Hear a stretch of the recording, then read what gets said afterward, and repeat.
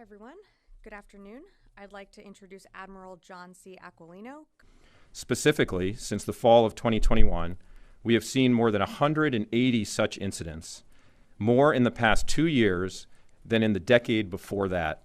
That's nearly 200 cases where PLA operators have performed reckless maneuvers or discharged chaff or shot off flares or approached too rapidly or too close to U.S. aircraft, all as part of trying to interfere with the ability of U.S. forces to operate safely in places where we and every country in the world have every right to be under international law.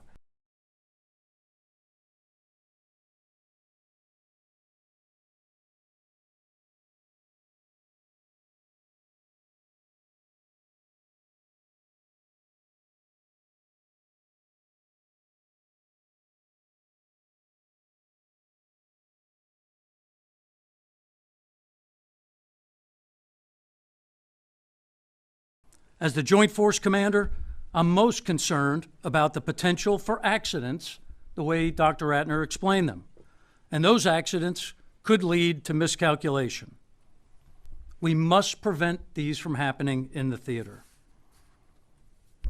So let me be clear. Intercepts happen every day around the world. The vast majority are conducted safely and without incident. And there's no reasons for the intercepts with the PRC in the Indo-Pacific region to be any different. I'm here today because it's the operational commander's #1 responsibility to ensure the safety of our service members, and it's a responsibility I take very seriously. So highlighting these behaviors and ensuring that we can prevent them is a top priority.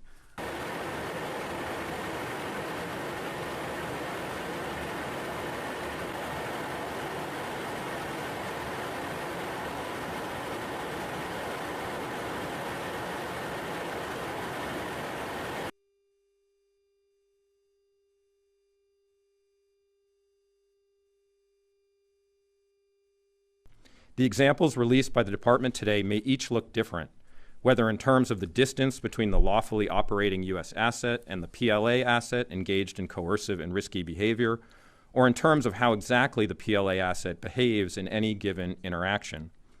But all of these examples we've released today underscore the coercive intent of the PLA by engaging in these behaviors, particularly in international airspace.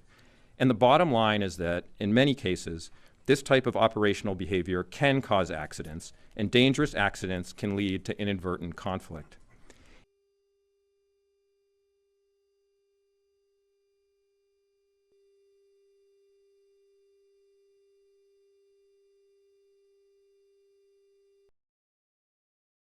Against U.S. aircraft operating lawfully in international airspace in the East and South China Sea regions. We will release these videos and images later this afternoon. And with that, I'll turn over to Dr. Ratner. Okay.